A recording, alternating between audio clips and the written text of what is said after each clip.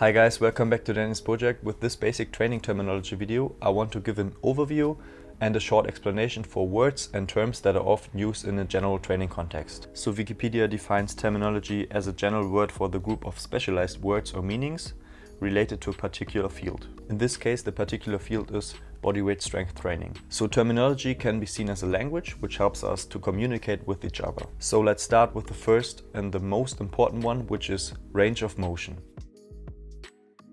So what is range of motion? Range of motion describes the extent of a movement. In order to make progress with our training, we need to measure it and make it comparable. So in order to make it comparable, the range of motion gives us the context or the standardized parameter to which we can compare it. So the range of motion has a starting point and an end point, and the end point is usually the starting point. So we're going from the starting point to a peak point and back to the starting point again. So as an example, when we are defining the range of motion of a push-up, we have a starting point, which are elbows locked and shoulders are in slight protraction, and our peak point is the sternum or the chest to floor. So elbows locked in the top position and a slight protraction and chest to floor in the bottom position is defined as our standard range of motion in a push-up. For example, if I'm doing 5 push-ups in session 1 with full range of motion, and then I'm doing 8 push-ups in a session 2, but I did them with half range of motion, I theoretically have made 1 less repetition, because I did 8 push-ups with 50% of my range, which equals the range of 4 full range of motion push-ups. Overall, for reaching a high quality standard and increasing our strength levels, we want to use the full range of motion because it helps us to track our training progress in a very honest way. Using partial range of motion is totally fine for 2 reasons. First, for progressing in something we cannot yet fully do. For example, the shrimp squat. We are using an elevation, a defined elevation for our knee, which we will decrease over time as we make progress until we are hitting our full range of motion, which is knee to floor. And the second case will be if we are in a rehab state and we are working on a past injury, we can use a decreased range of motion until we feel some pain or discomfort in the injured area. The repetition, also called rep, determines the number of times a movement is performed. So in this case, 1 rep is going through the full range of motion from the starting point to the peak point and back again to the starting or to the end point. Seconds. If the exercise is a static position, for example a straddle front lever, we cannot do a repetition, so we are measuring the whole time in seconds instead of the number of reps performed. I advise you to use a metronome and set it to 60 beats per minute, so you can measure your static holds. Sets specify how many rounds of an exercise or combination of exercises are done. Each set contains a certain amount of reps or hold times, and between each set we are having a defined rest period. For example, if we are doing 5 reps for 5 sets with 180 seconds, 5 reps is 1 set, then we are resting for 180 seconds, and then we are performing another set. In training, the time under tension describes the duration of the load or the duration of the performed movement. It is a result of the speed of execution of the movement and the amount of reps that are done. Depending on the time under tension, different physiological adaptations can occur. So overall, the time under tension is very important for the total volume of the training session. Don't worry, we will come back to the volume topic later on.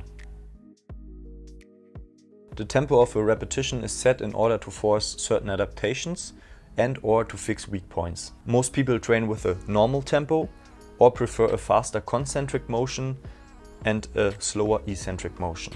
The tempo will of course influence the time under tension and therefore has an effect on our training.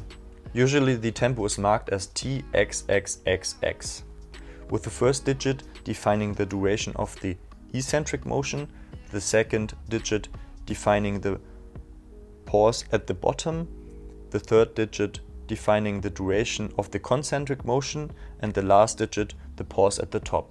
So for example, if I'm doing a push-up with T42V2, I'm going 4 seconds down, holding 2 seconds at the bottom position. I'm doing an explosive push-up in the concentric motion and I'm holding the top position for 2 seconds. Overall, the tempo represents the time under tension for 1 rep.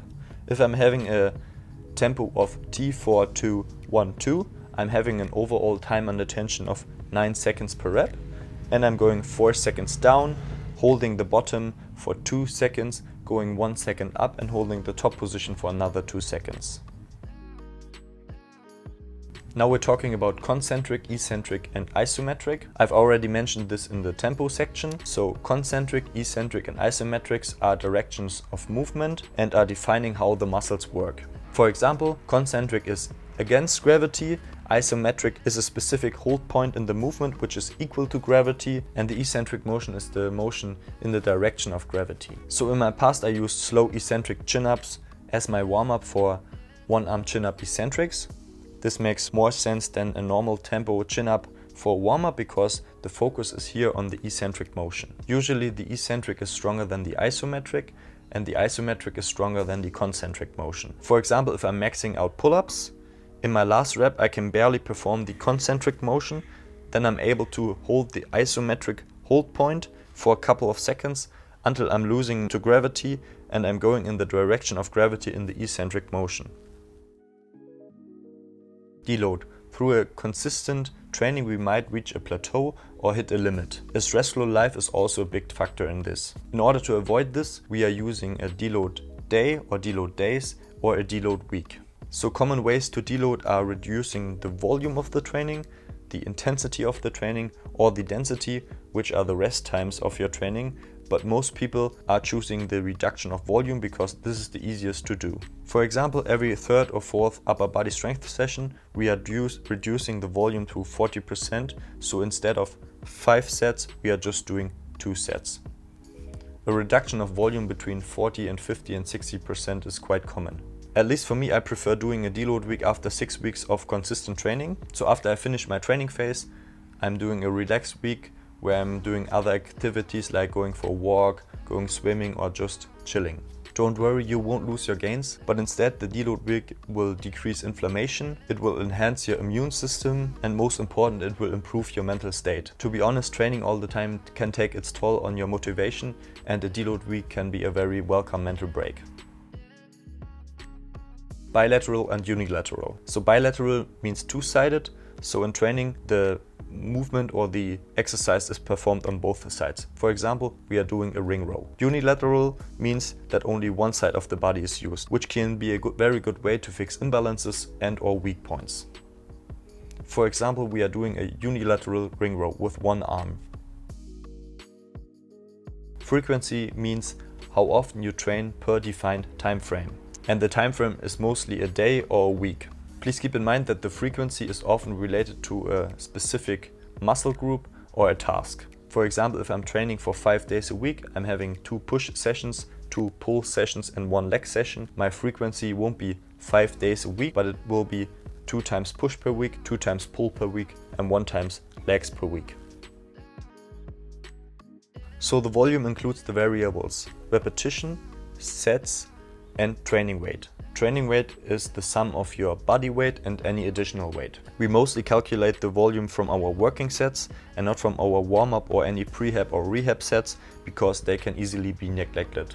Calculating the volume is often used for comparing your past training to your current training. So if you have an increase in volume, you obviously made progress. So the volume is the total weight that has been moved in a training session. So in this example, my total volume of the training session are 2,500 kilos. Intensity describes how intense the training, the set or the repetition is. This is not a subjective sensation. We do mean the objective number, which is related to the repetition maximum, which is also called the 1 RM. So the 1 RM is the maximum intensity 100% for 1 rep. 1 RM is often used in weight training to indicate the maximum strength in an exercise. That means how much weight can a person move for 1 rep, and the 1 RM is often tested before a new training phase. This is also called absolute intensity, but there's also relative intensity. But this is a far more complex topic and often misunderstood that I will maybe cover in an upcoming video. If you're interested anyway in this topic, please check out Prilipin's table, rep max charge, and the concepts of rate of perceived exertion and reps in reserved. A plateau is a point in your progress over a larger period of time, for example 2 to 3 to 4 weeks, in which you don't make progress, but you are stagnating. Now we're talking about some ways to overcome a plateau. For example, we are having the accumulating concept.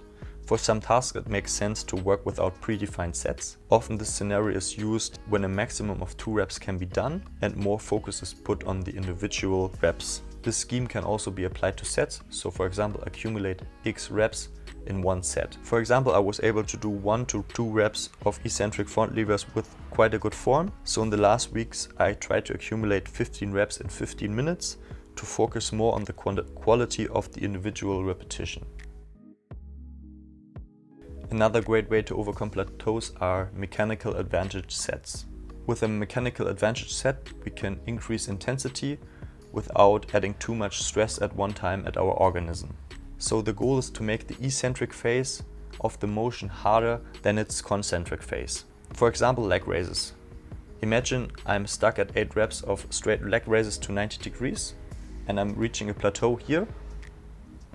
I can make use of the mechanical advantage set and doing a 9th rep with knee raises and straight leg raises in the eccentric motion.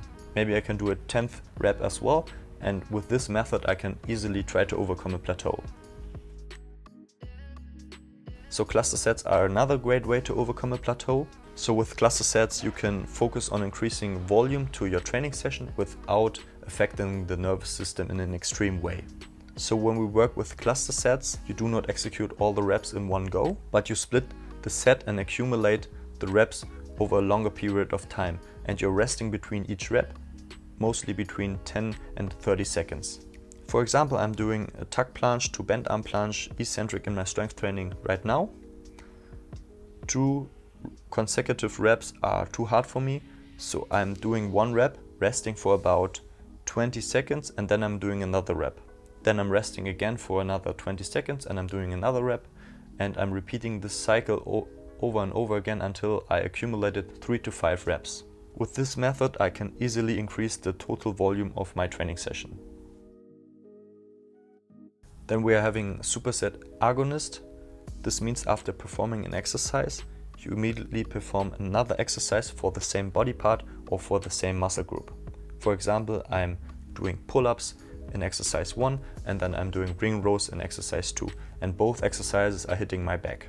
A lot of people in strength training are making use of antagonistic supersets. So for example, I'm doing exercise 1 and immediately after that I'm doing exercise 2, which is the antagonist to exercise 1. This is often used to save a lot of time during training sessions. For example, in my strength session I'm doing supersets of hands elevated stand push-ups and eccentric front levers. So I'm doing a push-pull combination here. Then I'm resting for 150 seconds and I'm doing another set. This will save me a lot of time because I won't do 5 sets of handstand push-up eccentrics and 5 sets of front lever eccentrics. Then we have the concept of the macrocycle. The macrocycle means the planning of the training for a few days or a week. The next bigger cycle is the mesocycle. That means the training planning in the range of weeks to several months. Most mesocycles are ranging between 4 and 8 weeks and are considered as a training phase. For example, my training phases are often or always 6 weeks long. And a couple of mesocycles are forming a macrocycle, which is the long-term planning of the training up to years. So for example, if you're a beginner and you want to learn a handstand push-up and a front lever, this will define your overall macrocycle, and according to your goals and your individual weaknesses and your time, someone else or you will design several mesocycles which include weekly schedules, which are your microcycles. That's already it for this video. I hope you learned something new and you gained some knowledge which will help with your own training progress and your training structure. If you have any questions or anything is unclear, please put them in the comment section down below. And if you like the content, hit the like button and consider subscribing, and see you guys in the next one. Bye bye.